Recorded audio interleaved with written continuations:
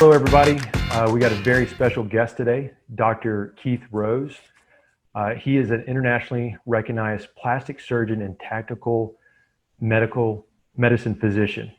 He's been performing plastic and reconstructive surgeries in Afghanistan, Pakistan, Africa, Central and South America for the past 21 years.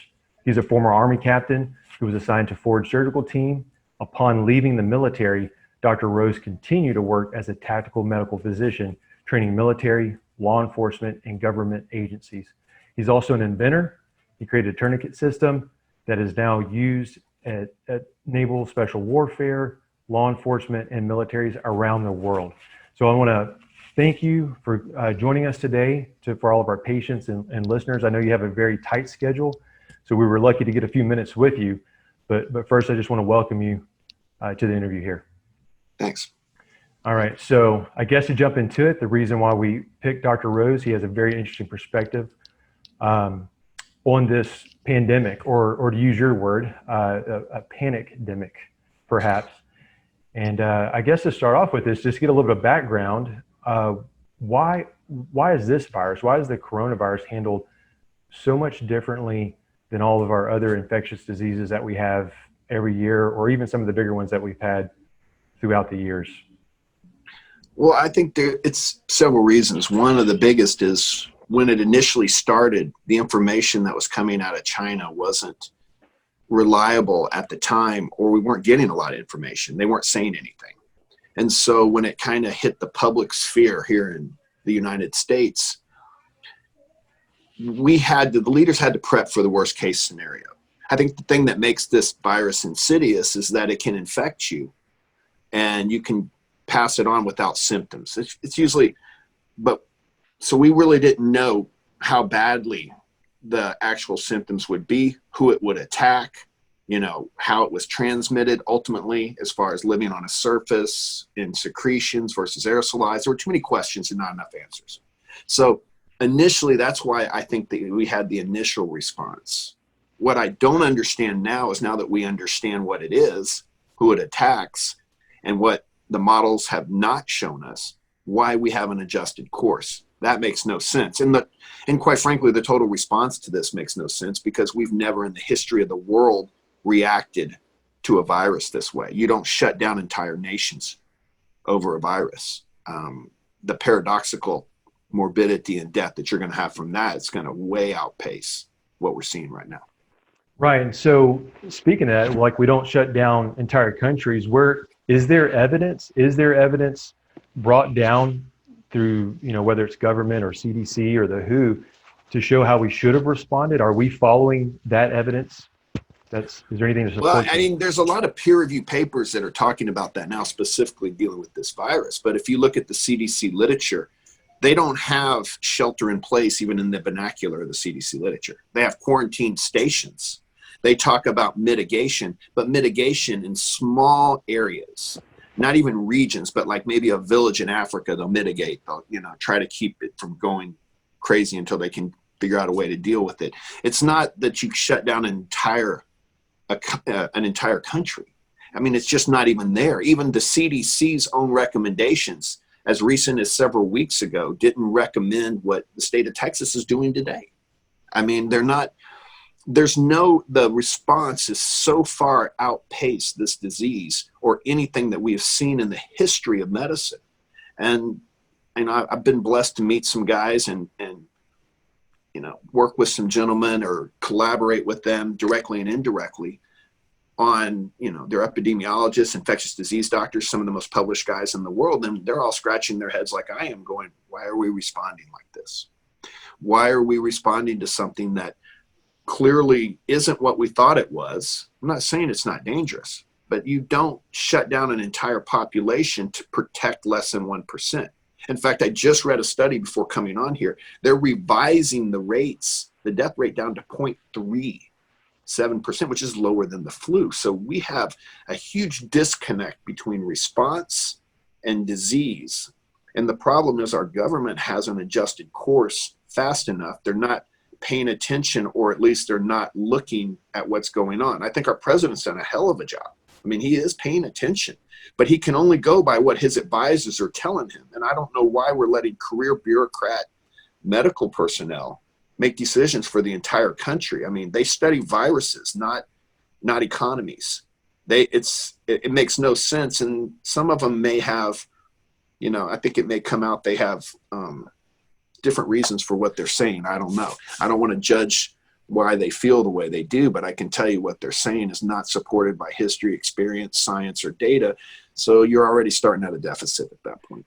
And I think it's a very good point you brought up, that the revision of this death rate, I think it may maybe get smaller too, because the more, because you can't test everybody. Isn't that the thing? Like, there's so many people that have had it. It's the 20% are asymptomatic. So it's potentially has run through. Oh, 80% studies are asymptomatic. 80% of the people could get it and not even know it, or may have some mild symptoms. I got you. Yeah, and when you're studying viruses, you need to look at what we call the seed date. When did it actually start? Our initial assumption was the seed date was sometime in mid-January. What we're finding out is the seed date was much earlier.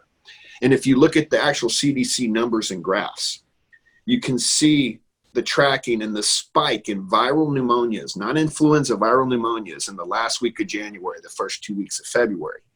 And most people that you talk to will go, yeah, I was sick. I had this cough that lasted. I was tired. I was short of breath. Yeah, because you had the virus. I mean, the whole idea is a virus that affects less than 1% of the population. You need the other 99% getting out, developing immunity to it. And then Ezekiel Emanuel, the architect of Obamacare, came out the other day and said, you'll never develop immunity to this, which on its face flies in the face of science and biology. So it should be discounted immediately, but I guess not by NBC. So, we're at a crossroads in our country. I don't know if we're going to recover from the response, not the virus.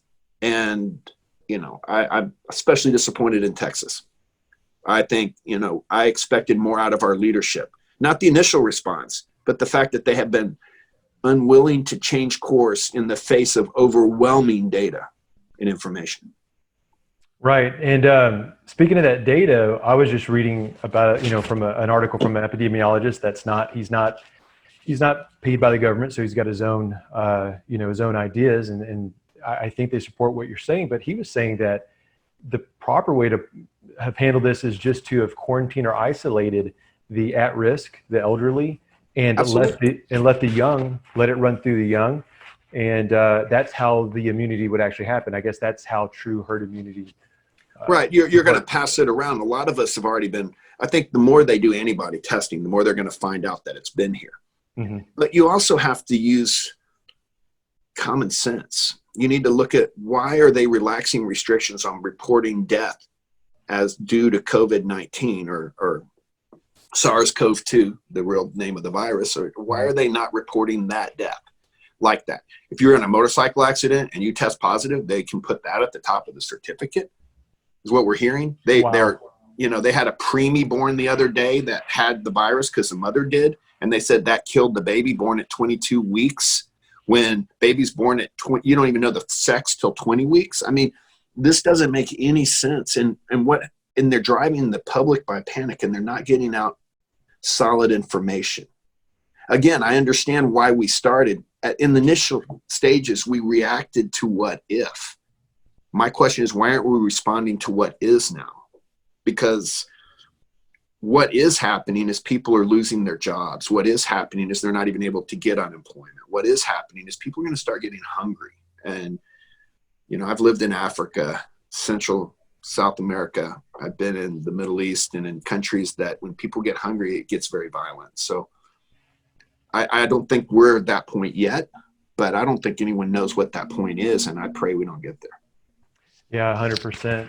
And that's interesting what you brought up too about how maybe these deaths are being mislabeled. I guess this supports, I'd seen it. Sometimes you don't know if it's real. So I try to get the references, and it seems like this came from the CDC. They had a graph of pneumonia deaths. So they were saying that, the CDC may be borrowing pneumonia deaths to put over the category of COVID-19 deaths. So it sounds like that might. It actually, you're spot on. It lines up perfectly. That's why I say the seed date you can push back. The interesting thing, I looked at the New York Health the New York State Health reporting site of all influenza and influenza-like illnesses.